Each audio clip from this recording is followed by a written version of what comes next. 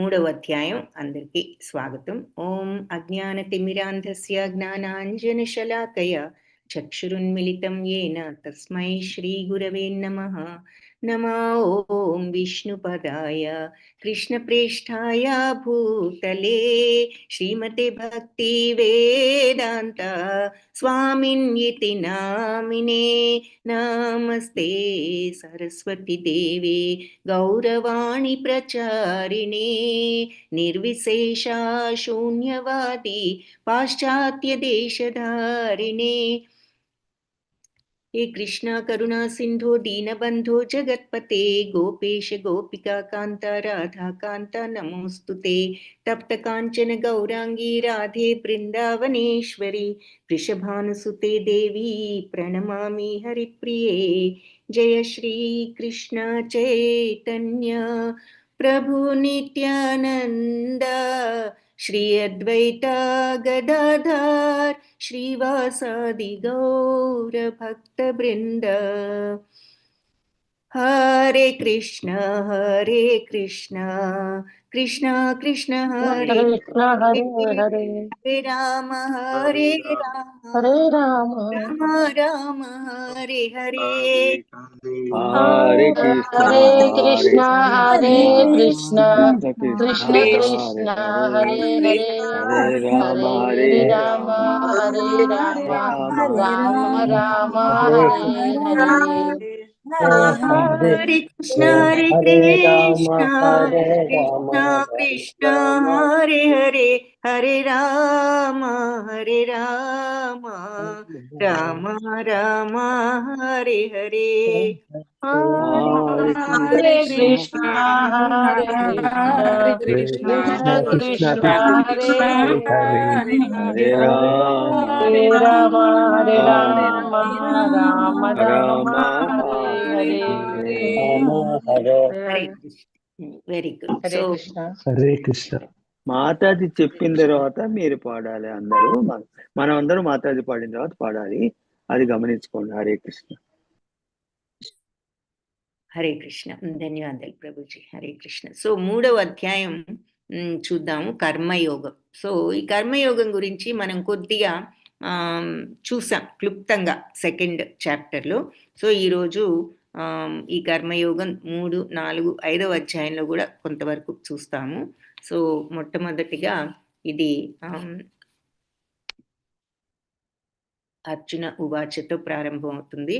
So అర్జునుడు అడుగుతున్నాడు. అర్జున ఉవాచ జాయసి చేత్ కర్మణస్తే మతా బుద్ధిర్జనార్దన తత్కిం కర్మణి ఘోరే మాం నియోజయసి కేశవ. సో అర్జునుడు అంటున్నాడు ఏమని, మరి ఈ ఇది ఇంత గొప్పగా ఈ కర్మయోగం ఉంటుంది అని నువ్వు అంటున్నావు కదా, మరి తే మత అని నువ్వు అనుకున్నట్లయితే ఈ బుద్ధి యోగం ఇంత గొప్పది అని నువ్వు అంటున్నావు కదా జనార్దన, మరి తత్కిం కర్మణి ఘోరేమా, ఈ ఘోరమైన కర్మలో ఇటువంటి ఘోరమైన కర్మలో ఎందుకు నన్ను నియోజయసి, నన్ను ఇందులో వినియోగించాలని ఎందుకు అనుకుంటున్నావు అంటున్నాడు అనమాట.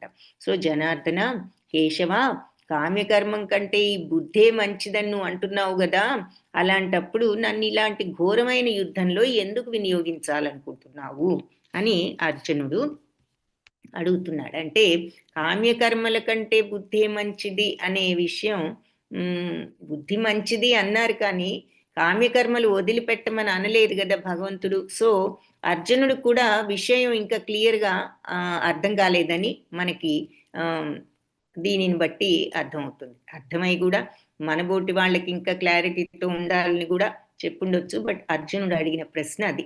ఈ ప్రశ్నను బట్టి అర్జునుడు కామ్యకర్మల కంటే బుద్ధి మంచిది అంటున్నావు, మరి ఇంత ఘోరమైన యుద్ధంలో నన్ను ఎందుకు వినియోగిస్తున్నావు అని అడుగుతున్నాడు. సో భగవంతుడు అసలు కామ్యకర్మలు మానేయమని ఎప్పుడు చెప్పలేదు, ఆ విషయం అంతా కూడా ఇప్పుడు చెప్పడం ప్రారంభిస్తారనమాట. సో దానికి భగవంతుడు సమాధానం చెప్తున్నారు. ఈ ప్రశ్నకు ఏం చెప్తున్నారన్నది చూద్దాం.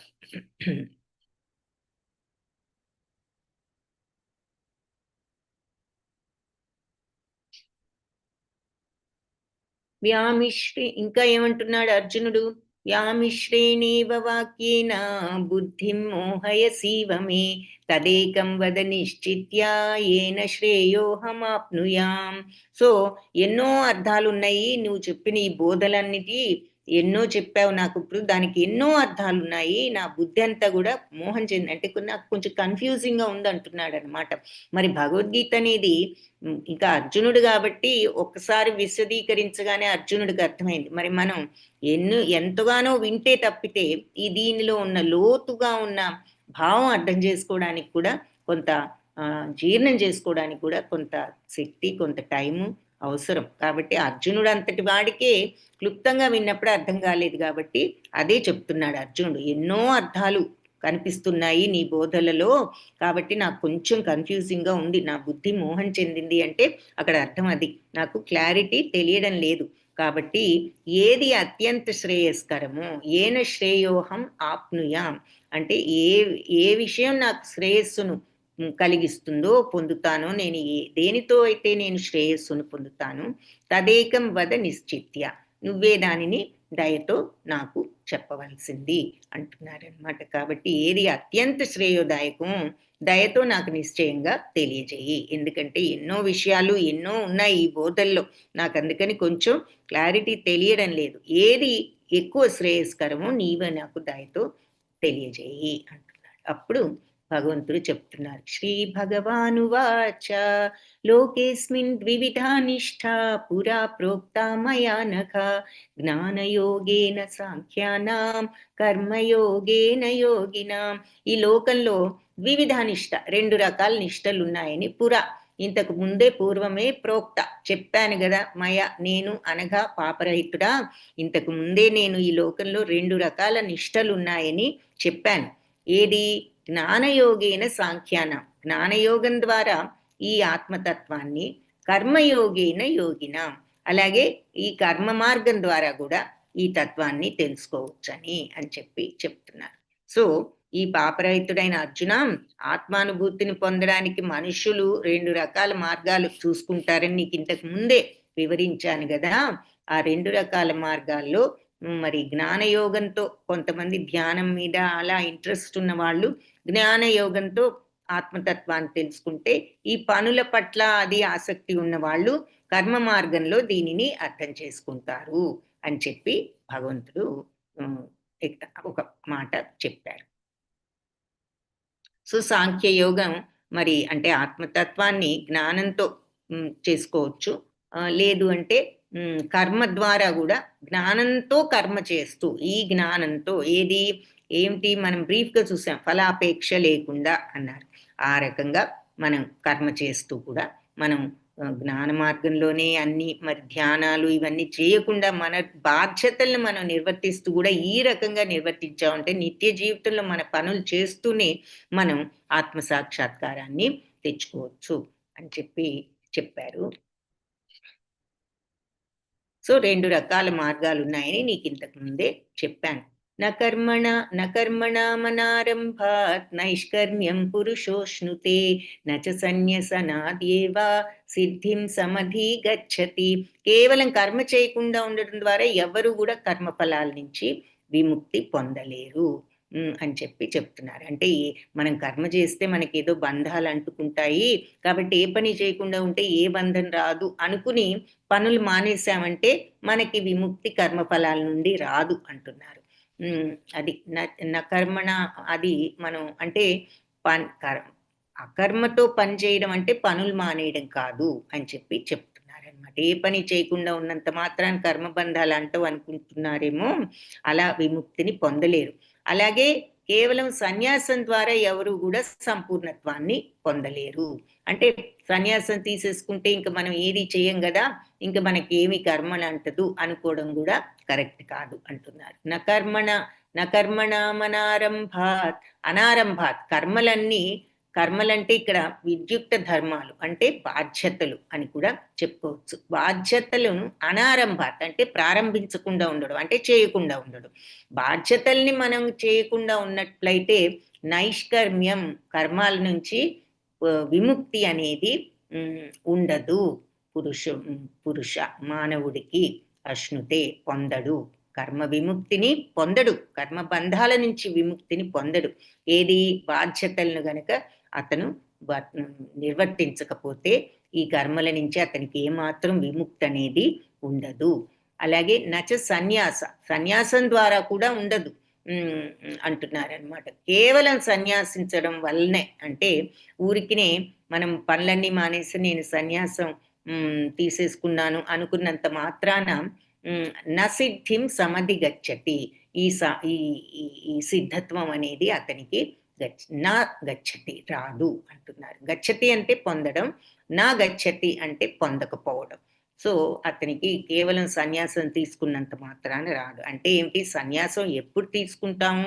నిజంగా ఇంద్రియ నిగ్రహణ వచ్చినప్పుడు, మనస్సు పవిత్రమైనప్పుడే సన్యాసం కూడా స్వీకరించవచ్చు. అంతేగాని పవిత్రత పొందకుండా హఠాత్తుగా సన్యాసం తీసుకున్నంత మాత్రాన మనకి జయం అనేది సిద్ధించదు అని చెప్పి ఇక్కడ వివరిస్తున్నారు భాష్యంలో కూడా ఈ విషయాన్ని. కాబట్టి కర్మఫలాలు మానేసి బాధ్యతలు వదిలేసినంత మాత్రాన్ని నీకు కర్మఫలాల నుంచి విముక్తి రాదు. అలాగే ఈ పవిత్రీకరణ అనేది నీకు లేనప్పుడు, మనస్సులో నువ్వు సన్యసించినా కూడా నీకు సంపూర్ణత్వం రాదు అంటున్నారు. నహి కశ్చిత్ క్షణమపి జాతు తిష్టత్య కర్మకృత్ కార్యతే హి అవశః కర్మ సర్వ ప్రకృతి జైర్గుణై. సో తప్పనిసరిగా ఎవరైనా ఒక క్షణమైనా సరే ఎప్పుడు అకర్మకృత్ ఏదో ఒకటి చేయకుండా తిష్టతి ఉండదు. ప్రతి వాళ్ళం ఎప్పుడు ఏదో ఒక పని చేస్తూనే ఉంటాం. ఏ పని చేయకపోతే బంధాలు అంటావు అనుకుంటున్నారేమో. ఏదో ఒకటి, ఏది లేకపోతే మీరు కాలకృత్యాలు తీర్చుకోవడం, ఊపిరి పీల్చి ఏదో ఒకటి చేస్తూనే ఉంటారు. సో పని చేయకుండా ఎవరు ఉండరు. కార్యతేహి అవశః కర్మ అంటే నిశ్చయంగా మరి కర్మ సర్వ ప్రకృతి జయగుణై అంటే భౌతిక ప్రకృతి వల్ల పుట్టిన గుణాలతో అందరూ కూడా తప్పనిసరిగా ఏదో ఒక కర్మ చేస్తూనే ఉంటారు అని చెప్పి చెప్తున్నారు. సో మనిషి తనకు ఉన్నటువంటి గుణాలు, భౌతిక ప్రకృతి ద్వారా పొందిన గుణాలతో ఏదో ఒకటి ప్రేరేపింపబడి పని చేస్తూనే ఉంటాడు. కాబట్టి ఏది చేయకుండా క్షణకాలం ఎవరు కూడా ఉండలేరు అంటున్నారు. సో మనం చేసే పనులన్నీ కూడా ఎలా చేస్తాం అనే విషయం ఇక్కడ చెప్తున్నారు. ఎలా చేస్తామట? ఈ భౌతిక ప్రకృతి మనకి ఇచ్చినటువంటి గుణాలను బట్టి పనులు చేస్తాం. భౌతిక ప్రకృతి మనకి ఏం గుణాలు ఇస్తుంది? ఈ భౌతిక ప్రకృతిలో ఉన్న గుణాలు ఏమిటి? ఎవరైనా చెప్పగలరా? హరే కృష్ణ. రజోగుణం, హరే కృష్ణ మాతాజీ. Very good. రజోగుణం, తమోగుణం, సత్వగుణం. Very good. సో ఈ మూడు గుణాలు కూడా భౌతిక ప్రకృతిలో ఉన్నాయి. అసలు భౌతిక ప్రకృతి అంతా కూడా భౌతికత్వంతో నిండడం అంటేనే ఈ గుణాలు. సో ఈ గుణాలు ఇక్కడికి వచ్చిన అందరికీ కూడా ఏదో ఒక గుణం మనం అలవర్చుకుంటాం. సో జగమే మాయ అంటూ ఉంటారు కదా, ఈ గుణాలే మాయ. ఇదేమిటి జగం మాయ అంటారు, కళ్ళ ముందు అన్ని కనిపిస్తుంటే మాయ ఉంది అనుకుంటాం. ఇక్కడ అర్థం ఏమిటి అంటే, ఈ మాయ అంటే ఈ గుణాలు మనల్ని ఆ మాయలో ముంచివేసి ఈ భౌతిక తత్వానికి కట్టుబడిపోయేటట్లు చేస్తున్నాయి. ఆధ్యాత్మికత వైపు మన మనస్సును వెళ్ళనివ్వకుండా, భగవంతుడి వైపు తిప్పకుండా మనల్ని ఈ భౌతిక ప్రపంచపు ఆకర్షణల్లోనే మునిగిపోయేటట్లు చేసేది ఎవరు అంటే ఈ సత్వరజస్తమో గుణాలనే మాయ. కాబట్టి మనం కొంచెం అదృష్టవంతులం అయితే సత్వగుణాన్ని అలవర్చుకుని కనీసం మంచి మార్గంలో ఉంటాం. ఇంకా కొంచెం స్వార్థపూరితంగా ఉన్నామంటే రజోగుణంలో ఉన్నాము. ఇంకా కొంచెం అజ్ఞానంలో ఉన్నాము అంటే తమో గుణంలో ఉన్నాము అని. కాబట్టి ఈ గుణాలను బట్టి మనం పనులు చేస్తాం అంతే కదా. సత్వగుణంలో ఉన్న వాళ్ళు మంచి పనులు చేస్తారు, రజోగుణంలో ఉన్న వాళ్ళు వాళ్ళ స్వార్థం కోసం సరే ఎంతసేపు మనం ఎలా ఉంటే బాగుంటుంది మనకి అంటూ వాళ్ళ విషయం వరకు ఆలోచించుకుంటూ వాళ్ళ కోరికలు తీర్చుకుంటూ వాళ్ళు పనులు చేస్తూ ఉంటారు. మరి తమో గుణంలో ఉన్న వాళ్ళు అజ్ఞానంలో చేయకూడని పనులు, వెళ్ళకూడని మార్గాల్లోకి వెళ్తూ ఉంటారు. కాబట్టి అది చెప్తున్నారు. ప్రతి మనిషి కూడా ఏ పని చేయకుండా ఎవ్వరూ ఉండలేరు, అన్ని మానేసి కూర్చుందాం బంధాలు ఉండవు అనుకుంటున్నా కూడా ఈ బాధ్యతలు వదలటం ఫస్ట్ ఆఫ్ ఆల్ తప్పు. అది పరిపూర్ణతనివ్వదు. సన్యాసం తీసుకుంటున్నాం అన్నా కూడా ఆ సన్యాసం ఎలా ఉండాలి? సన్యాసం మరి పవిత్రీకరణ జరిగిన తర్వాత తీసుకోవాలి. ఏది లేకుండా అందరూ సన్యాసం తీసేసుకున్నాం అనుకుని అదేదో మనం ఏ పని చేయకపోతే సిద్ధత్వం వస్తుంది అనుకోవడం కరెక్ట్ కాదు అంటున్నారు. తప్పు. అది ఎలాగూ మీకు రాదు అటువంటప్పుడు ఆ సిద్ధత్వం. కాబట్టి మనుషులు అనేవాళ్ళు ఎవరైనా ఏ పని చేయకుండా ఉండలేరు. ప్రతిదీ ఈ భౌతిక ప్రకృతితో వాళ్ళు అలవర్చుకున్న గుణాన్ని బట్టి ఏదో ఒక పని చేస్తూనే ఉంటారు, వాళ్ళ గుణానికి తగ్గ పనులు. ఎందుకు అంటే ఒక రకంగా చూస్తే మనం భౌతికంగానే పని చేయక్కర్లేదు, మానసికంగా ఆలోచనలు వచ్చినా అది కూడా కర్మ కిందే అవుతుంది. సో కూర్చుని మంచి ఆలోచనలు చేస్తే సరే మంచిదే, చెడు ఆలోచనలు చేసినప్పుడు అది కూడా చెడు పనులే అవుతుంది. సో అందుకని కర్మ చేయకుండా ఎవ్వరూ ఉండలేరు. ఈ భౌతిక ప్రపంచం ఇచ్చిన గుణాలను బట్టి వాళ్ళ స్వభావంతో వాళ్ళకి ఏ స్వభావం ఉంటే దానికి అనుగుణమైన పనులు చేస్తూనే ఉంటారు, చేయకుండా ఎవరు ఉండలేరు. కర్మేంద్రియాణి సంయమ్య య ఆస్తే మనసా స్మరన్ ఇంద్రియార్థాన్ విమూఢాత్మ మిథ్యాచార స ఉచ్యతే.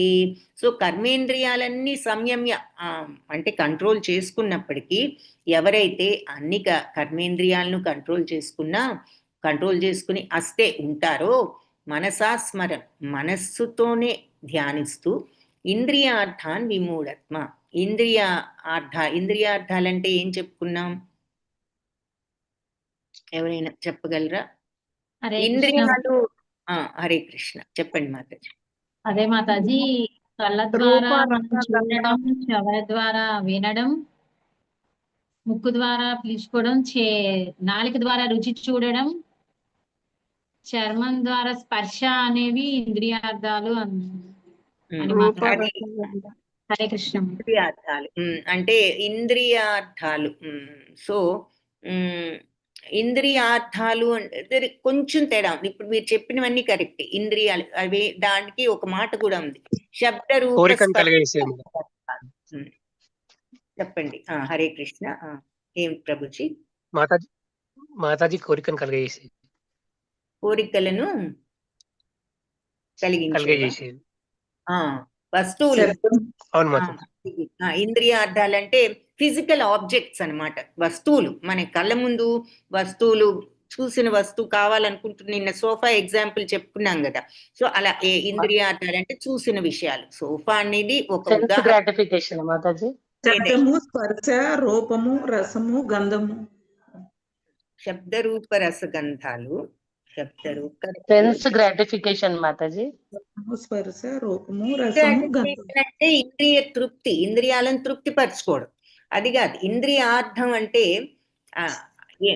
ఇవన్నీ ఇంద్రియ తృప్తి కోసమే కదా. సోఫా చూసినప్పుడు కన్ను మనకి కోరిక కలిగించింది, అది కొనుక్కోకపోతే దుఃఖం, కొనుక్కుంటే ఆనందం. సో ఇవన్నీ ఇంద్రియాలను తృప్తి పరచుకోవడానికి మన కన్ను చెప్పిన కోరికను మనం సాటిస్ఫై చేసుకుంటున్నాం. కాబట్టి అదంతా ఇవన్నీ కనెక్టెడే. కాకపోతే స్పెసిఫిక్ గా ఈ మాటకు అర్థం ఏమిటి అంటే, ఇక్కడ ఇంద్రియాలు అంటే అవయవాలు ఉన్నాయి, కళ్ళు, ముక్కు, చెవి, నోరు. కానీ ఇంద్రియ విషయాలు అంటే అలాగే ఇంద్రియార్థాలు అంటే శబ్ద రూప స్పర్శ రసగంధాలు అనుకోవచ్చు. విషయాలు అన్నప్పుడు ఏమిటి అంటే ఆ వస్తువులు. సో వాటి పట్ల ఆకర్షణ. శబ్దం పట్ల మనకి ఆకర్షణ కాదు, ఏ స్పెసిఫిక్ శబ్దం మనకి. ఇప్పుడు సినిమా సౌండ్ వినిపించింది, టీవీలో సీరియల్ సౌండ్, మనం లోపల ఎక్కడో ఉన్నాం, అసలు టీవీ సీరియల్ సౌండ్ వినగానే వచ్చేస్తాం చూద్దామని చెప్పేసి. సో ఆ స్పెసిఫిక్ సౌండ్ మనల్ని ఇట్లా అక్కడికి వచ్చి చూసేటట్లు చేస్తుంది. అలాగే కంటి ముందు ఎన్నో వస్తువులు కనిపిస్తాయి మనకి. ఈ సోఫా ఆ క్షణంలో మన కోరికని కలిగించింది ఏమిటి అంటే సోఫా. సో అట్లా ప్రత్యేకమైన ఈ వస్తువుల్ని జనరల్గా మనకు కనిపించే ఈ భౌతిక ప్రపంచంలో మనల్ని ఈ రకంగా చూపించి చేసే వాటిని మనం విషయాలు అని అంటాము. ఇంద్రియార్థాలు అంటే శబ్ద రూప స్పర్శ రసగంధాలు బ్రాడ్గా చూస్తే. కాకపోతే కొంచెం డీటెయిల్డ్గా చూస్తే ఇలా వస్తువులన్నీ, ఏ శబ్దమైనా ఆకట్టుకోదు. ప్రతి నిమిషం ఒక్కొక్క టైంలో ఒక్కొక్క శబ్దం. టీవీ సౌండ్ వచ్చినప్పుడు సీరియల్ టైంలో సీరియల్ శబ్దం. పార్టీకి వెళ్ళినప్పుడు మనకి ఇష్టమైన కాన్వర్సేషన్ ఎక్కడో జరుగుతుందంటే అక్కడికి వెళ్తాము. సో అవన్నీ ఇంకా ఆ ఇంద్రియార్థాలు అనే వాటిలో ఫస్ట్ లెవెల్లో ఉన్న విషయాలు. దానికంటే కొంచెం పైన ఉన్నది శబ్దరూప రసగంధాలు, జనరల్గా మనం చెప్పే విషయం. ఇంకా డీటెయిల్డ్గా చెప్పాలంటే ఇలాంటివి అనమాట అన్ని, ఈ చిన్న చిన్న ఎగ్జాంపుల్స్, వస్తువులు, ఈ విషయాలు. ఓకే, అర్థమైంది కదా ఈ విషయం డిఫరెన్స్. సో అవి సో ఈ కర్మేంద్రియాలనే 5 అంటే ఈ 5 ఉన్నాయి కాబట్టి వాటిని మనం కంట్రోల్ చేసినా కూడా మరి మనస్సును కూడా ఈ వీటి మీదే మనస్సు ఉన్నప్పుడు, అంటే నిన్న మనం ఒక ఎగ్జాంపుల్ చెప్పుకున్నాం, మనం ఇంద్రియాలను కంట్రోల్ చేస్తున్నాం అంటే నోటిని తినకుండా ఉపవాసం ఉన్నాము అంటే మనం తినడం లేదు, కానీ మైండ్ అంతా అబ్బా ఎప్పుడు తెల్లవారుతుంది, భోజనం చేద్దాం, అది తిందాం, ఇది తిందాం అనిపించిందంటే మన మనసు దాని మీదే ఉంటే ఇంకా మనల్ని మనం మోసం చేసుకున్న వాళ్ళమే అవుతాము. సో అని చెప్పి చెప్తున్నా. అంటే పాయింట్ ఏమిటి అంటే, అలాగే ఇప్పుడు మరి చెడు ప్రవర్తన చేయకూడదు. మనం పైకి చెడు చేయకపోయినా, ఇప్పుడు ఎవరి మీదైనా మనకు మనం ఒకరి మీద మనం చెడుగా ఆలోచించామనుకోండి, కోపంతో ఆలోచించామనుకోండి, వెళ్ళి వాళ్ళని మనం ఫిజికల్గా ఏమీ హామ్ చేయకపోవచ్చు, కానీ మనస్సుతో వాళ్ళ మీద చెడు ఆలోచనలు చేశాము అంటే అది కూడా సమానమే, వాళ్ళకి చెడు చేసినట్లే.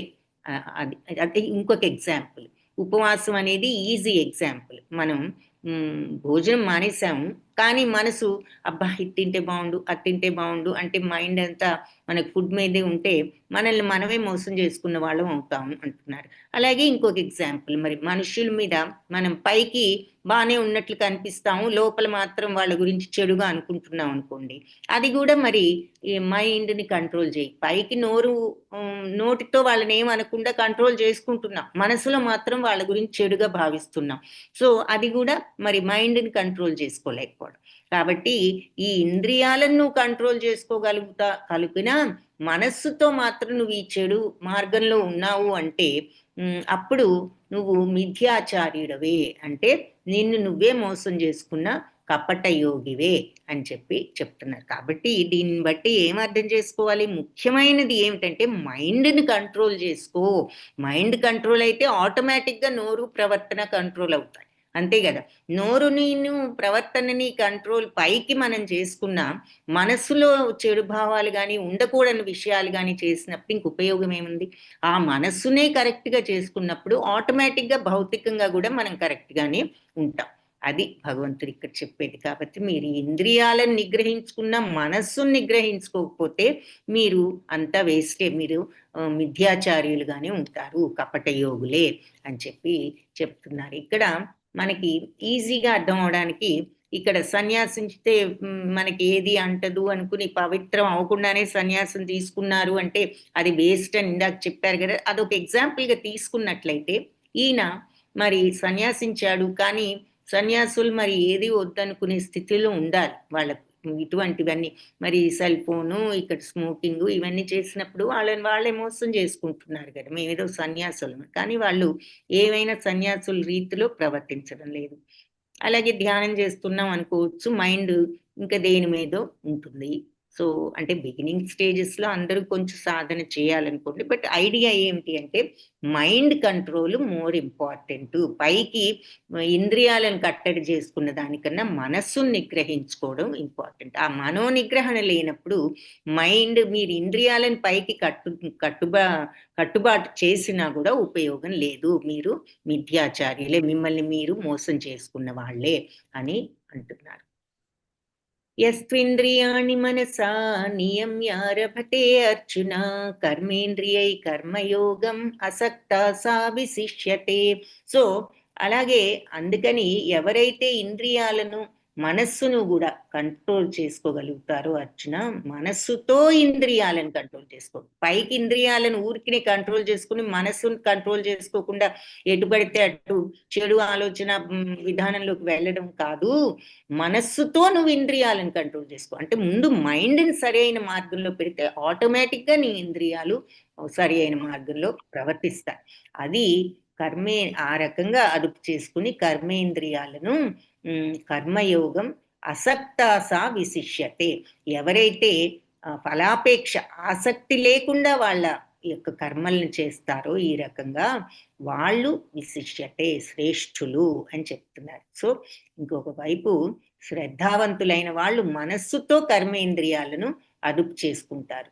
ఫలాపేక్ష లేకుండా కర్మ చేస్తూ ఉన్నవాళ్ళు ఎంతో శ్రేష్ఠులు. సో నీకు మైండ్ కంట్రోల్ ఉండాలి. ఆ మైండ్లో నీకు అది కావాలి ఇది కావాలి, ఈ ఫలితం వస్తుందా ఆ ఫలితం వస్తుందా అంటూ అలా కాకుండా వాళ్ళు మనస్సును నిగ్రహించుకుని వాళ్ళ బాధ్యతలు నిర్వర్తించే వాళ్ళు ఆసక్తి లేకుండా, అంటే దేని మీద ఆసక్తి లేకుండా ఫలితం మీదే దృష్టి పెట్టి ఉండడం. అబ్బా ఇది చేస్తే వస్తుంది వస్తుంది వస్తుంది అనే ఆ తాపత్రయం లేని వాళ్ళు, నా బాధ్యత అనుకుని ముందు పని మీద మనస్సు పెట్టి చేయగల వాళ్ళు, మనస్సుని ఆ రకంగా కట్టడి చేసుకుని బాధ్యతల్ని ఈ రకంగా నిర్వర్తించడమే మన ధ్యేయం అనుకుని ఉండగలిగి చేయగలిగిన వాళ్ళు శ్రేష్ఠులు అని చెప్తున్నారు. ఇక్కడ ఉదాహరణగా సరే భగవంతుడికి సేవ చేసే వాళ్ళని కొందరు చూపిస్తున్నారు. కానీ కర్మయోగంలో ఏ పని చేసినా కూడా మనం ఆ రకంగా చేయగలిగినప్పుడు ఆటోమేటిక్గా వాళ్ళు ఉత్తములు. మనస్సుతో ఇంద్రియాలను నిగ్రహించడానికి ప్రయత్నించి సంగత్వం లేకుండా, సంగత్వం అంటే ఏమిటి? అటాచ్మెంట్. అటాచ్మెంట్ అంటే ఏమిటి? రాగద్వేషాలు. రాగద్వేషాలు దేని మీద? ఫలితం మీద. ఎప్పుడు వస్తుంది? ఇష్టమైనది జరిగితే దాని మీద రాగం, ప్రేమ. ఇష్టం లేనిదంటే దాని మీద ద్వేషం, ఇష్టం లేనితనం. లాభం పట్ల రాగం, నష్టం పట్ల ద్వేషం ఉంటుంది కదా మనకు జనరల్ గా. అవేవి లేకుండా, అంటే ఇదేమిటి? లాభం కావాలనే కదా ఏ పనైనా చేస్తాం. అది లేకుండా ఎలా ఉంటుందంటే లాభం కోసమే చెయ్యి, నీ వ్యాపారం నష్టం కోసం చేయకు. వ్యాపారం అంటే అర్థం ఏమిటి? దాని అర్థమే లాభం రావడం కోసం చేయడమే. అయితే వస్తుందా రాదా అన్నది మన చేతిలో లేదు. ఏమున్నది మన చేతిలో? వ్యాపారాన్ని సక్రమంగా చేయడం. శ్రద్ధ లేకుండా ఇష్టం వచ్చినట్లు చేస్తే ఎలా? అది ఎలాగూ మంచిది కాదు. సో శ్రద్ధగా వ్యాపారం సక్సెస్ఫుల్ అవ్వాలనే చెయ్యాలి. అది పని, పార్ట్ ఆఫ్ ద పనే అది. వ్యాపారం సక్రమంగా చేయడం మన బాధ్యత. అది సక్రమంగా చేస్తాము. చేసినప్పుడు లాభం వస్తే సరే సరే, లాభం రాకుండా నష్టం వచ్చిందేమిటని దుఃఖించాము అంటే ఏం జరుగుతుంది? దుఃఖం వల్ల ఏమైనా ఉపయోగం ఉందా? ఏం చెయ్యాలో ఆలోచించి నెక్స్ట్ చేయవలసింది ఎలాగూ చెయ్యాలి, తప్పదు.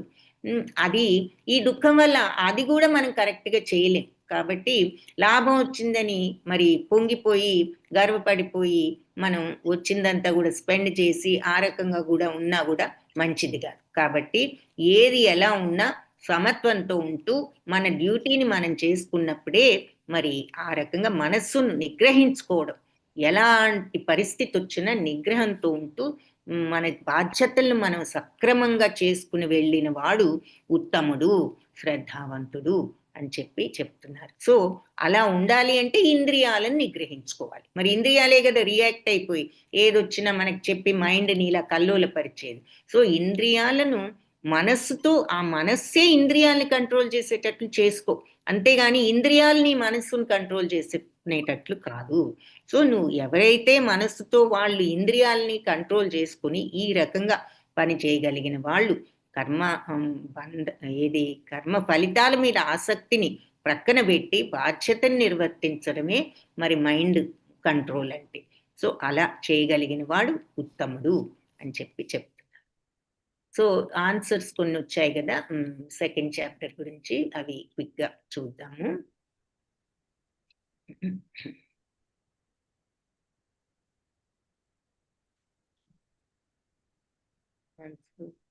ఏమీ రాలేదు, ఎవ్వరు పెట్టల. సెకండ్ చాప్టర్ లో మనం లాస్ట్ డే చూసిన విషయాలు ఎవ్వరూ ఒక పాయింట్ కూడా పెట్టలేదు. ఎందుకని? హరే కృష్ణ. హరే కృష్ణ. మరి ఏ పాయింట్ ఎవరికి గుర్తులేదా? లాస్ట్ లో ఏం చూసాం సెకండ్ చాప్టర్ లో? స్థితప్రజ్ఞుడి గురించి చెప్పారు. Very good. స్థితప్రజ్ఞ చెప్పుకున్నాం. Very good. ఏషా బ్రహ్మ స్థితి పార్థాలు స్థితప్రజ్ఞుడు ఎలా ఉండాలి అని చెప్పారు. స్థితప్రజ్ఞుడు ఎలా ఉండాలి అని చెప్పేసి అర్జునుడు అడగటం జరిగింది. ఆ స్థితప్రజ్ఞుల లక్షణాలు కొన్ని భగవంతుడు చెప్పారు. ఎవరైనా ఆ స్థితప్రజ్ఞుల లక్షణాలు ఏమైనా చెప్పగలరా? నిష్కామ కర్మయోగిలాగా ఉండాలి. విషయాల నుండి విషయాలుండి బుద్ధిని మళ్లించినప్పుడు మాత్రమే స్థితప్రజ్ఞుడు అవుతాడని చెప్పారు మాతాజీ.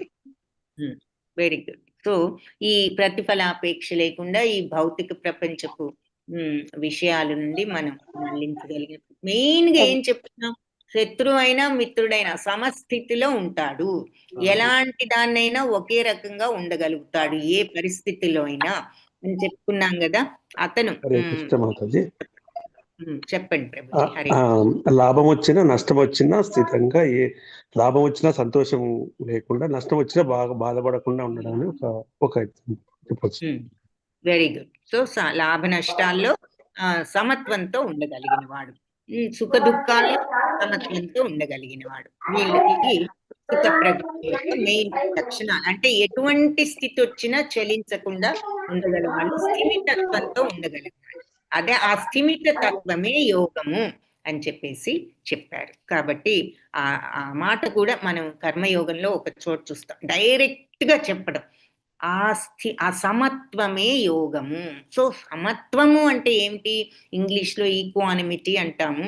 ఏ పరిస్థితుల్లో అయినా చెలించకుండా ఒకే రకంగా ఉండగలగటం, సుఖం వచ్చిందని పొంగిపోవడం లేదా దుఃఖం వచ్చిందని కృంగిపోవడం లేకుండా ధైర్యంతో ప్రతి పరిస్థితిని ఒకే రకంగా ఉండగలిగిన వాడు యోగి అని చెప్పి చెప్తారు, ఈ రకమైన కర్మయోగి. సో అంటే ఏదొచ్చినా రియాక్షన్ అనేది లేకుండా చేయవలసింది మాత్రం చేసుకుంటూ పోయేవాడు అది. అందుకని నెక్స్ట్ దాంట్లో కూడా చెప్తున్నారు, నియతం కురు కర్మత్వం కర్మజ్యాయో హి అకర్మణః శరీరయాత్ర పీచతే న ప్రసిద్ధేద్ అకర్మణః.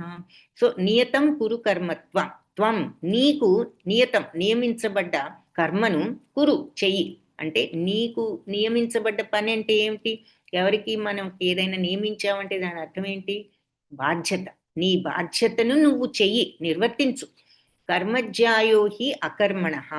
ఎందుకు అంటే అకర్మణ పని చేయకుండా ఉండడం కంటే కర్మజ్యాయోహి కర్మ చేయడమే మేలు అంటున్నారన్నమాట తప్పనిసరిగా. కాబట్టి నీ బాధ్యతను నువ్వు నిర్వర్తించు, కర్మ చేయకుండా కూర్చోవడం కంటే, పని చేయకుండా కూర్చోవడం కంటే పని చెయ్యడమే మేలు అంటున్నారు. సో భగవంతుడు పని మానేసి కూర్చుని నేను సన్యాసిని అయ్యాను అని చెప్పేసి వెంటనే అనుకోవడం కాదు, నీ బాధ్యతలు నువ్వు నిర్వర్తించు. పని చేయకుండా ఉండడం కంటే పని చేయడమే మంచిది.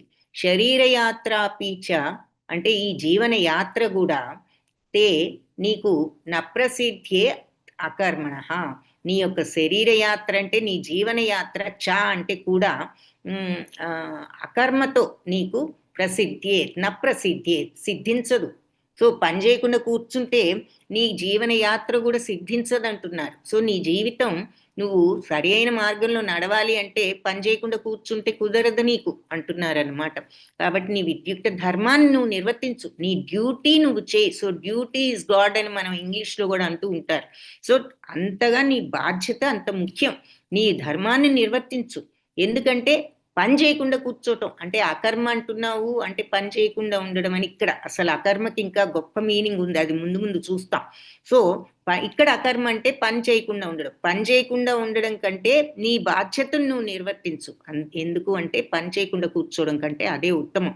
పని చేయకుండా కూర్చున్నంత మాత్రాన మరి నీకు ఈ జీవన యాత్ర అలా పని చేయకుండా కూర్చుంటే సాగదు అంటున్నారు. సో కర్మ చేయకుండా దేహ పోషణను మనిషి చేసుకోలేడు. నువ్వు జీవనం సాగించాలంటే ఏదో ఒక పని చేయాలి కదా. ఏ పని చేయని నాకు బంధాలు వస్తాయని కూర్చున్నావు అంటే వితౌట్ మచ్ అండర్స్టాండింగ్. ముందు నీ బాధ్యత నువ్వు చేసి అది ఎలా చేస్తావు, సక్రమంగా చెయ్యి. ఏ పని చేయకుండా కూర్చోవడం కంటే పని చేయడమే మంచిది. నువ్వు నీ బాధ్యతలు పనులు చేయకుండా నీ దేహాన్ని కూడా నువ్వు పోషించుకోలేవు, జీవనయాత్ర సాగించలేవు పని చేయకుండా అంటున్నారు. అయితే అది ఇక్కడ ఇది కనిపిస్తోంది కదా స్క్రీను, నియతం కురు కర్మత్వం అన్న శ్లోకంలో పెట్టాను, అందరికీ కనిపిస్తోంది కదా. సో కాబట్టి నీ కర్తవ్యాన్ని నువ్వు నిర్వర్తించు.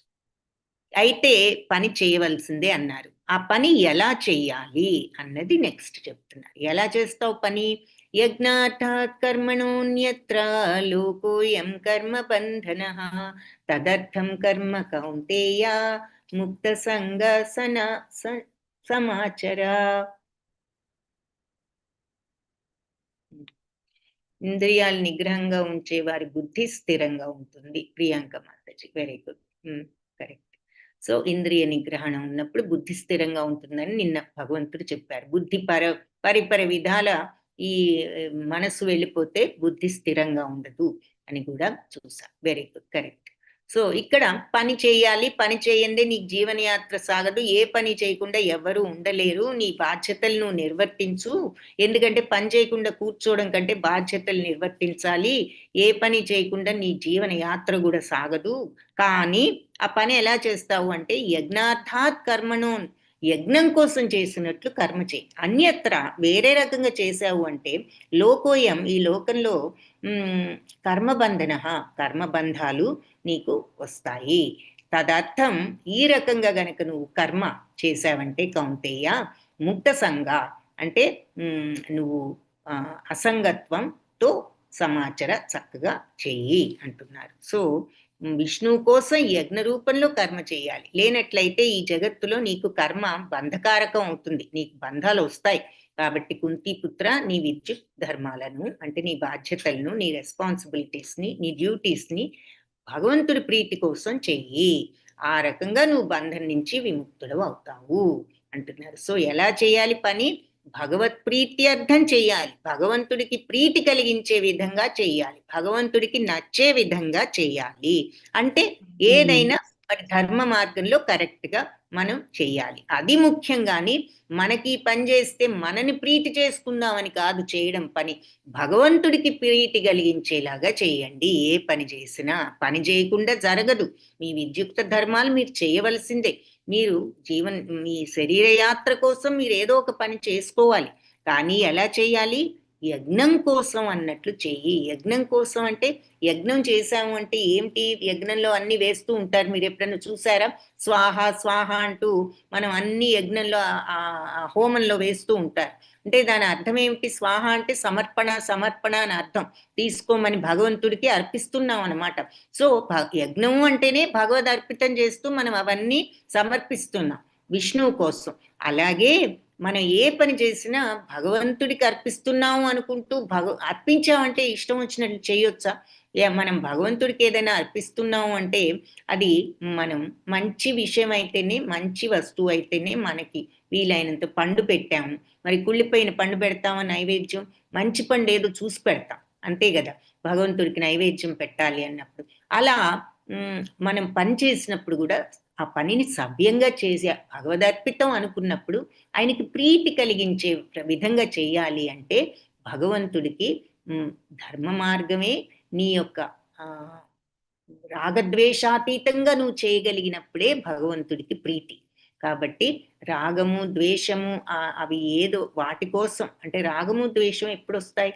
లాభం మీద రాగము, నష్టం మీద ద్వేషం అని చెప్పుకున్నాం. ఎగ్జాంపుల్, అదొక ఉదాహరణ. సో ఏ పని అయినా అది కావాలి కావాలి అనుకుంటే రాగం అవుతుంది. ఇలాంటి ఇది రాకూడదు అనుకుంటే ద్వేషం అవుతుంది. సో మళ్ళీ అక్కడ కూడా ఒక ఫైన్ లైన్ ఉన్నది. ఏది అయితే లాభం కోసం చేయకుండా ఎలా ఉంటాం, ఇందాక కూడా చెప్పుకున్నాం ఈ విషయం అని అనుకుంటే లాభం కోసమే చెయ్యాలి. ఎందుకంటే అది పనే, అది ఉదాహరణ చెప్పుకున్నాం కదా. వ్యాపారం ఎందుకు చేస్తాం? లాభం కోసం చేస్తాం. కాబట్టి లాభం రావాలని చేయడంలో తప్పులేదు. ఏమొద్దంటున్నారు అంటే లాభం వస్తే బాగుండు, లాభం వస్తే బాగుండు అంటే మైండ్ అంతా ఇంకా దాని మీదే ఉంది, పని మీద కూడా లేదు. అందుకని నువ్వు దాని మీద కాదు, నువ్వు పనిని, నీ ముందున్న పనిని సక్రమంగా, విజయవంతంగా, కరెక్ట్గా ఎలా చేయాలో ఆలోచిస్తూ అది చెయ్యి.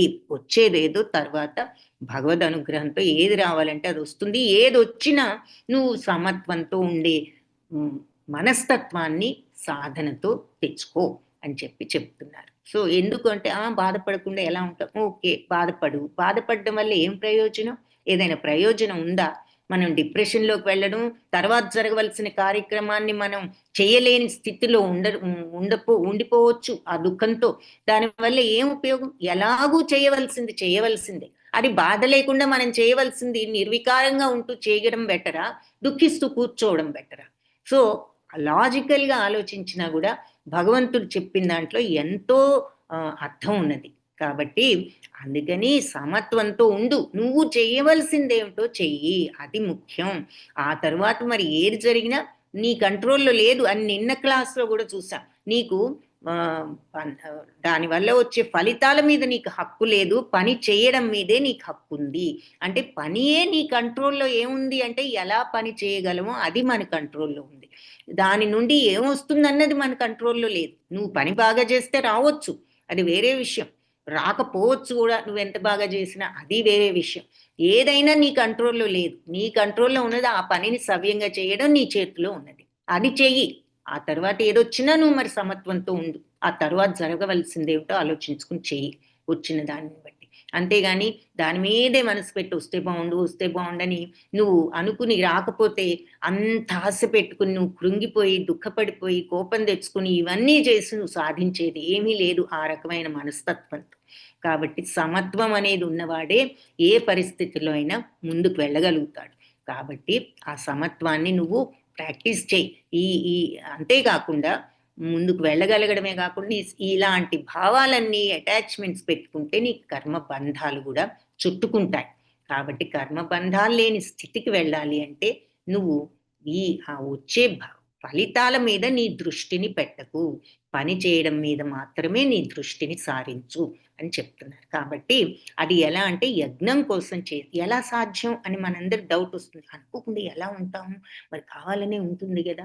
అందుకని భగవంతుడు ఏమంటున్నారు, నువ్వు యజ్ఞం కోసం చేస్తున్నట్లుగా పనిచేయి. అంటే భగవంతుడికి అర్పిస్తున్నాను అనుకుంచే.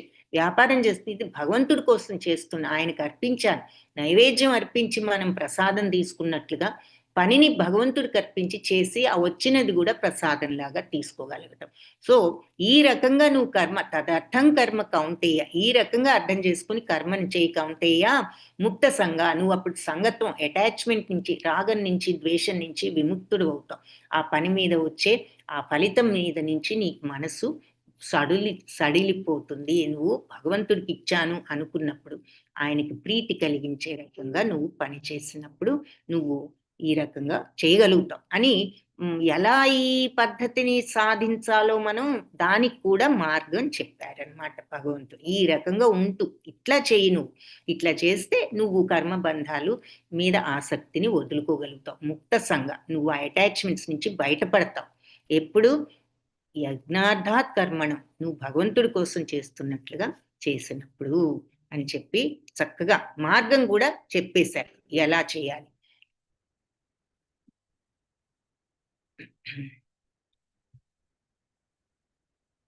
సహయజ్ఞ ప్రజా సృష్ట్వా పురోవాచ ప్రజాపతి అనేన ప్రసవిష్యధ్వమేష ఓస్విష్ఠ కాముధక్.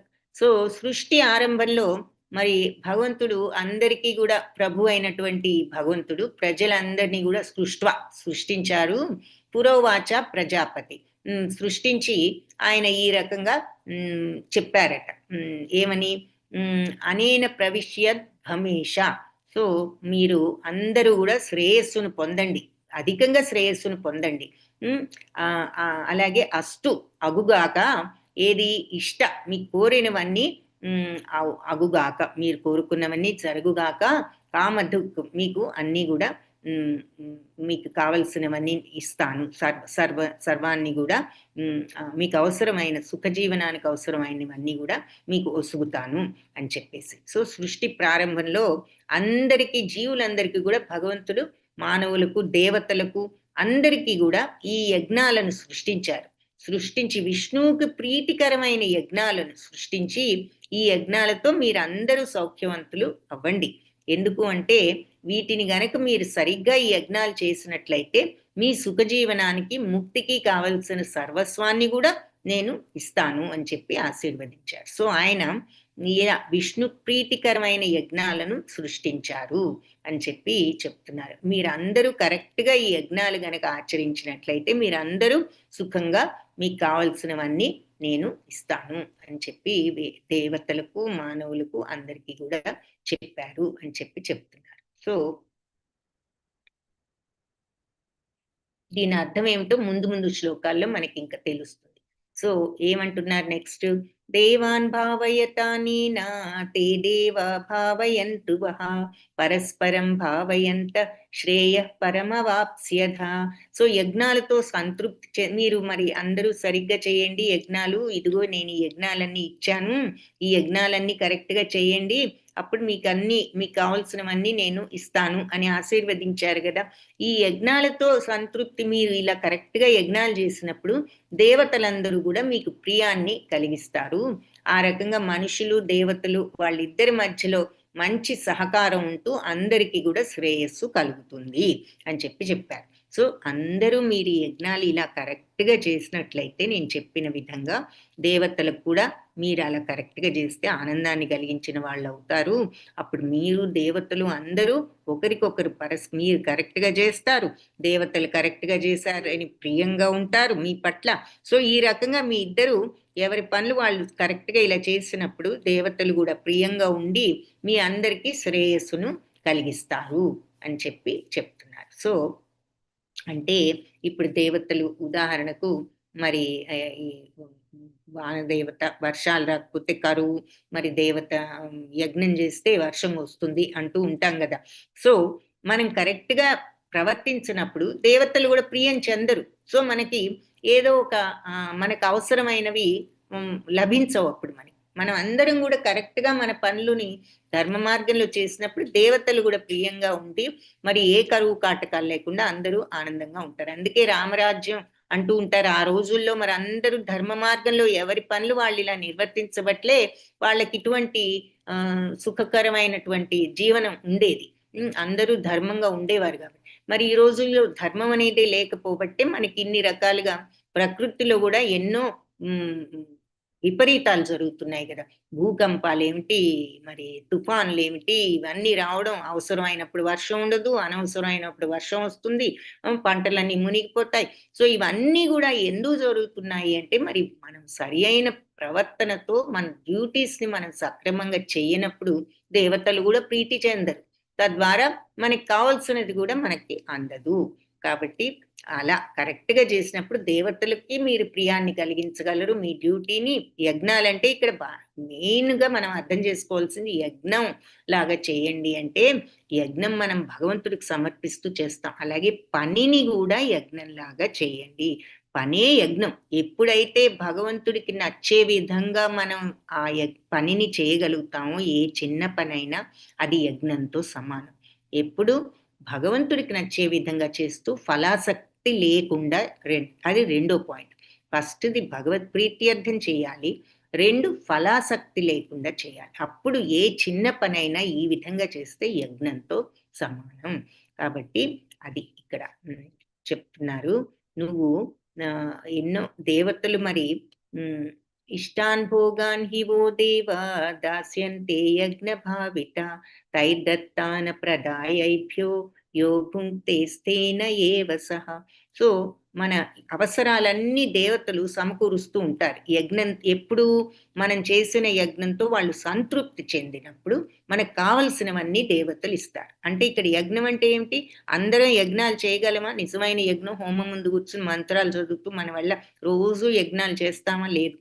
ఏ పని చేసినా యజ్ఞంలాగా అంటే భగవదర్పితం అనుకుంటూ మనం ఫలాసక్తి లేకుండా చేసినప్పుడు అది యజ్ఞం. పనే మన కర్మే. ఆ రకంగా చేసినప్పుడు యజ్ఞార్థాత్ కర్మణోన్యత్ర అన్నారు కదా, యజ్ఞంలాగా చేయి కర్మని. సో కర్మను ఆ రకంగా చేసినప్పుడు దేవతలు అదే యజ్ఞంగా భావించి సంతృప్తి చెంది మీకు కావలసినవన్నీ ఇస్తారు. వాటిని ఆ దేవతలకు అర్పించకుండా, సో మనకి దేవతలు మనం కరెక్ట్ గా చేసాము, అంతా బాగానే ఉంది, దేవతలు మనకు కావాల్సినవన్నీ ఇస్తున్నారు, ఇచ్చినప్పుడు మనం దేవతలకు అర్పించకుండా వాళ్లే అనుభవించే వాళ్ళు నిక్కంగా చోరులే, దొంగల కిందే లెక్క అంటున్నారు. సో ఉదాహరణకి అదేమిటో ఇంకా నెక్స్ట్ శ్లోకంలో వివరణ చూద్దాం.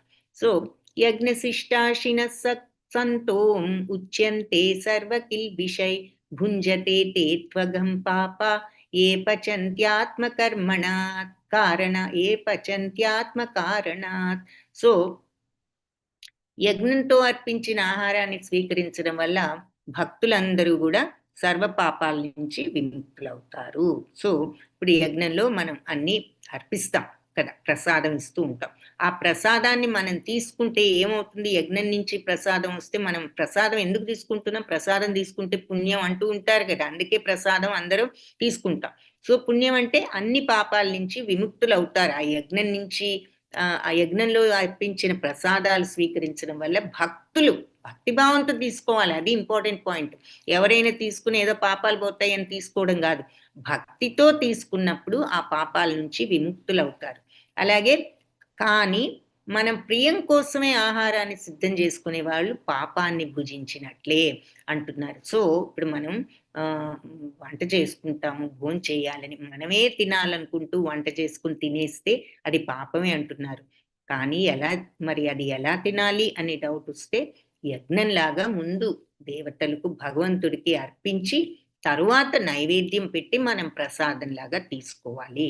అలా భక్తిభావంతో తీసుకున్నప్పుడు పాప విముక్తులు అవుతారు అని చెప్పి భగవంతుడు చెప్తున్నారు. సో అది. సో మొదట యజ్ఞంలో నివేదన చేసిన భోజనాన్ని భుజించి అందరూ పాప విముక్తులు అవుతారు. అంతేగాని మన కోసమే మనం ఆహారాన్ని తయారు చేసుకుని తింటే అది పాపాన్ని తిన్నట్లుగానే అవుతుంది అని చెప్పి చెప్తున్నారు. దానికి కారణం కూడా నెక్స్ట్ శ్లోకాస్లో వివరించారు. ఏమని, యజ్ఞ చక్రం అనేది ఏది భగవంతుడు మరి అందరికీ వేదాలను ఇవ్వడం జరిగింది.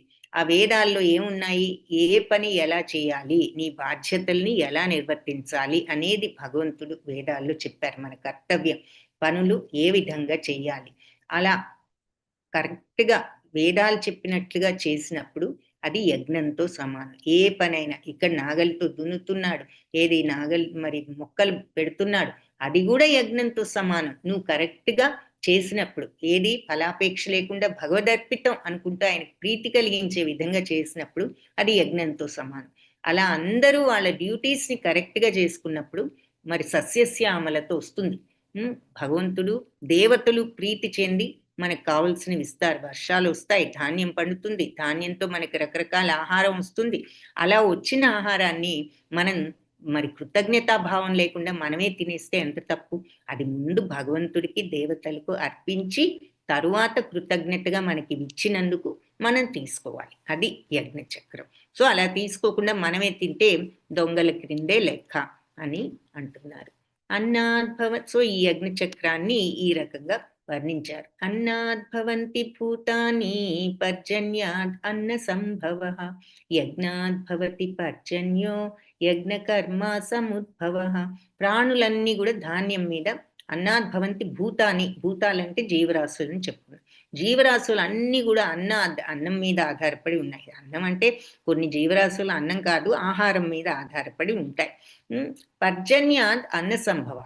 పర్జన్య అంటే వర్షం అన్నాన్ని సంభవింపజేస్తుంది, అంటే ఆహారం వచ్చేటట్లుగా చేస్తుంది. అంతే కదా, వర్షం వస్తేనే కదా ఏదైనా పాడి పంటలు పండేది. కాబట్టి ఈ అన్నం సంభవించాలి, ఆహారం సంభవించాలంటే వర్షం రావాలి. వర్షం ఎలా వస్తుంది, యజ్ఞాద్భవతి పర్జన్యం. యజ్ఞం సరిగ్గా చేస్తే వర్షం వస్తుంది. యజ్ఞం అంటే ఏమిటి, యజ్ఞం సరిగ్గా సరే యజ్ఞం చేస్తే వర్షం వస్తుంది అనేది మన వాళ్ళు అందుకే యజ్ఞాలు చేస్తూ ఉంటారు కదా. కరువు కాటకాలు వచ్చినప్పుడు వర్షం లేదంటే యజ్ఞం చేస్తూ ఉంటారు, అప్పుడు వర్షం పడుతుంది అంటారు.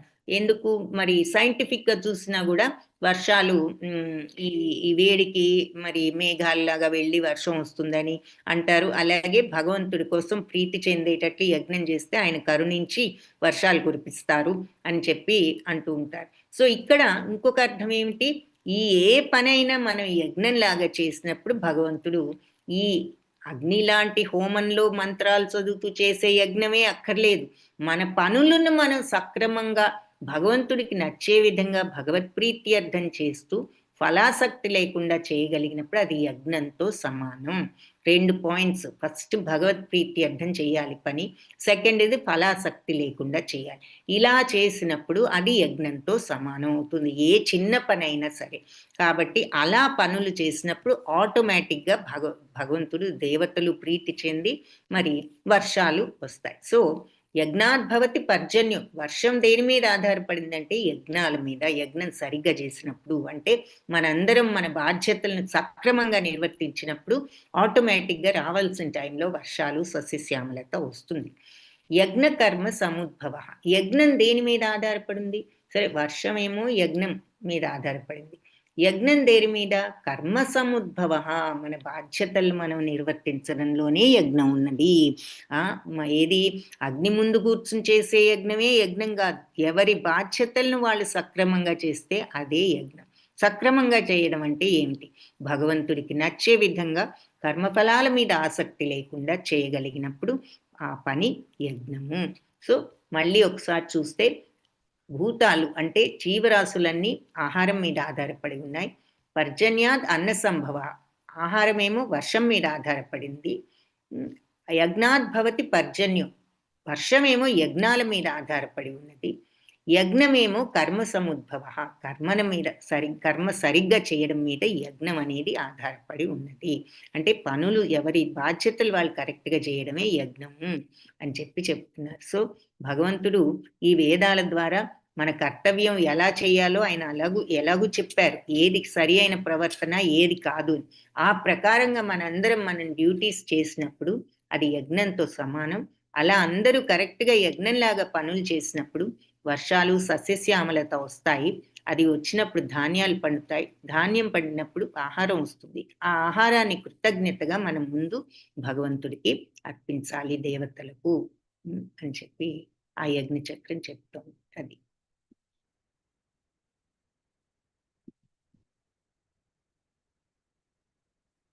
కర్మ బ్రహ్మోద్భవం విద్ధి బ్రహ్మాక్షర సముద్భవం తస్మాత్ సర్వగతం బ్రహ్మ నిత్యం యజ్ఞే ప్రతిష్ఠితం.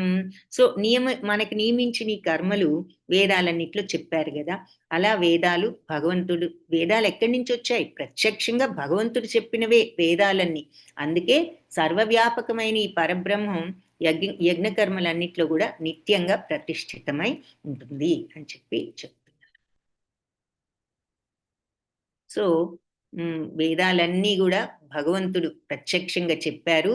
అందుకని ఈ కర్మలన్నిట్లో కూడా మరి ఈ పరబ్రహ్మం అనేది ఉన్నది. మనం ఏదో పని అంటే మామూలు అనుకుంటున్నాం. ప్రతి పనిలో కూడా సర్వవ్యాపకమైన ఈ పరబ్రహ్మం యజ్ఞకర్మల్లో ప్రతిష్ఠితమై ఉంటుంది. యజ్ఞకర్మలంటే మరి అగ్ని ముందు కూర్చుని చేసే యజ్ఞం అది అందరికీ తెలుసు. మనకి ప్రతి పనిని కూడా మనం ఇలా భగవదర్పితంగా ప్రతిఫలాపేక్ష, స్వార్థభావం లేకుండా, ప్రతిఫలాపేక్ష లేకుండా మన డ్యూటీ లాగా చేస్తే ప్రతి పనిలో కూడా పరబ్రహ్మం ప్రతిష్ఠితమై ఉంటుంది. అది ఆటోమేటిక్గా యజ్ఞం అయిపోతుంది. అందుకే ఎందుకంటే అంత నిస్వార్థంతో అంత కరెక్ట్గా చేసినప్పుడు అది యజ్ఞంలాగా ప్రతిష్ఠితం, పరబ్రహ్మం అందులో ప్రతిష్ఠితం అవుతుంది అంటున్నారన్నమాట. ఏవం ప్రవర్తితం చక్రం నానువర్తయతీహయః అఘాయురింద్రియారామో మోఘం పార్థ సజీవతి. అర్జున, ఈ రకంగా వేదాలన్నిటితో నిర్ణయింపబడ్డ ఈ యజ్ఞచక్రాన్ని జీవితంలో ఎవరైతే అనుసరించరో వాళ్ళు తప్పకుండా పాపులవుతారు. కాబట్టి ఇంద్రియ తృప్తి కోసమే జీవించే అలాంటి వాడు నిరర్థకమైన జీవితాన్ని గడిపిన వాడు అవుతాడు అని చెప్పి క్లియర్గా చెప్తున్నారు. ఎందుకు? వేదాలన్నీ ఈ యజ్ఞచక్రాన్ని నిర్ణయించాయి. ఆ యజ్ఞచక్రాన్ని అనుసరించని వాడు పాపియే, ఇక అతని జీవితమే వ్యర్థం అంటున్నారన్నమాట. సో ఆ యజ్ఞచక్రం ఏమిటి అంటే వేదాలను అనుసరించి సరి అయిన మార్గంలో మన డ్యూటీని చేసి ఆ పని పరబ్రహ్మంతో సమానం అలా చేస్తే అని చెప్పారు కదా. పనిలో పరబ్రహ్మం ప్రతిష్ఠితమైపోతుంది. ఆ పని అంత యజ్ఞమైపోతుంది. అలా అందరూ కర్తవ్యాలను యజ్ఞాలుగా చేసినప్పుడు మరి ఇంత సస్యశ్యామలత కావలసినవి దొరుకుతాయి. భగవంతుడు, దేవతలు అనుగ్రహిస్తారు. అలా చెయ్యని వారు ఇక వాళ్ళు నిరర్థకం, వాళ్ళ జీవితం పాపమే అని చెప్తున్నారు. ఆ యజ్ఞచక్రం ప్రకారం చేయని వాళ్ళు పాపులే అవుతారు. అంటే ఏమిటి యజ్ఞచక్రం ప్రకారం మనం చేయవలసింది? ఇక్కడ ఒకటి, వేదాలను చెప్పినట్లుగా మనం పనిని అంత బాధ్యతగా భగవత్ప్రీతి అర్థం మరి ఫలాసక్తి లేకుండా చేయగలరు. అది ఫస్ట్ పాయింట్. ఆ తర్వాత అలా చేసినప్పుడు మనకు వచ్చినటువంటి ఆహారాన్ని ముందు భగవంతుడికి అర్పించి మనం తీసుకోవాలి. ఆ 2 పాయింట్స్. అలా చేయని వాళ్ళు ఇక మరి పాపమే వాళ్లకు అంటున్నారు. సో కరెక్ట్‌గా పని చేయనప్పుడు కూడా పాపమే, జీవితం నిరర్థకమే. యస్త్వాత్మరతిరేవ స్యాదాత్మా తృప్తశ్చ మానవ ఆత్మన్యేవ చ సంతుష్ట తస్య కార్యం న విద్యతే. సో ఎవరైతే ఇలా ఆత్మలోనే ఆనందాన్ని పొందుతూ తృప్తి పడుతూ ఉన్న మానవుడు ఇక ఆత్మలోనే సంతుష్టుడైనప్పుడు ఇక అతను తస్య అలాంటి వాడికి కార్యం న విద్యతే, చేయదగినదేది కూడా ఇంకా లేదు. ఇలాంటి ఆత్మానుభవ పూర్వక జీవితంతో ఆత్మలోనే ఆనందాన్ని పొందేవాడు ఆత్మలోనే తృప్తిని కనుగొని సంపూర్ణ సంతుష్టితో ఉంటాడు. అలాంటి సంతోషం సంతృప్తి ఉన్నవాడికి ఇక చేయవలసిన కర్మేది కూడా లేదు. అంటే ఆ స్టేజ్కి వచ్చిన వాళ్ళు అని అర్థం అనమాట. ఆ స్టేజ్కి వచ్చే వరకు మన పనులు మనం చేస్తూనే ఉండాలి. పని చేయకుండా ఎవరికి జరగదు అని చెప్పి ముందే చెప్పారు. కానీ ఈ రకమైన మార్గంలో అంటే ఏ రకం, భగవత్ప్రీత్యర్థం, ప్రతిఫలాసక్తి లేకుండా సమత్వంతో ఉంటూ మన బాధ్యతలు నిర్వహించే వాళ్ళు క్రమేణా ఏ స్థితికి వెళ్తారు, ఆత్మ సాక్షాత్కారాన్ని తెచ్చుకోగలుగుతారు. ఈ జన్మలో కాకపోతే నెక్స్ట్ జన్మలో అయినా. కాబట్టి అలాంటి స్టేజ్కి వచ్చినప్పుడు ఇంకా వాళ్ళ ఆత్మలోనే ఆనందాన్ని పొందుతారు. అలాంటి ఆనందాన్ని పొందుతూ పరిపూర్ణ ఆనందం సంతృప్తి ఉన్నవాడికి ఇక అప్పుడు చేయవలసిన కర్మలేమీ లేవు. అది నిజమైన అకర్మ స్థితి అన్నమాట. అంటే అప్పుడు వాళ్ళు ఏ పని చేయకపోయినా వాళ్ళకి ఏ కర్మ బంధాలు అంటుకో, వాళ్ళకి బాధ్యతలు వదిలేసిన వాళ్ళు అవ్వరు. ఆ స్థితికి వెళ్ళిన వాళ్ళు నిజమైన ఆ తత్వాన్ని, ఆత్మసాక్షాత్కారాన్ని ఈ సాధనతో తెచ్చుకోగలిగిన వాళ్ళు ఆ స్టేజ్కి వెళ్ళిన తర్వాత ఇక వాళ్ళకి ఏ పని చేయవలసిన అవసరం లేదు అంటున్నారు. నైవ తస్య కృతేనార్థో నా కృతేనేహ కశ్చన నచాస్య సర్వభూతేషు కశ్చిదర్థవ్యపాశ్రయ. సో ఆత్మానుభవం పొందిన మనిషి విద్యుక్త ధర్మ నిర్వహణ ద్వారా పొందవలసిన ప్రయోజనం ఏది కూడా ఉండదు. అయినా అటువంటి కర్మ మనం నిర్వర్తించకపోవడానికి కారణం కానీ ఇతర జీవులపై ఇక ఆ టైంలో అతను దేని మీద ఆధారపడవలసిన పని లేదు. ఈ స్థితికి వెళ్ళిన వాళ్ళు డ్యూటీస్ కూడా ఆ టైంలో చేయవలసిన అవసరం లేదు. ఇక అన్ని మించిన స్థితికి వాళ్ళు వెళ్ళిపోయారు అని చెప్తున్నారు. ఇక్కడితో ఈరోజు ఆపుతాము. వాంఛాకల్పతరుభ్యశ్చ కృపా సింధుభ్య ఏవ చ పతితానాం పావనేభ్యో వైష్ణవేభ్యో నమో నమః. హరే కృష్ణ. అందరికీ మరి మీటింగ్ ఒకటి ఉన్నది, అందుకని ఈరోజు క్లాస్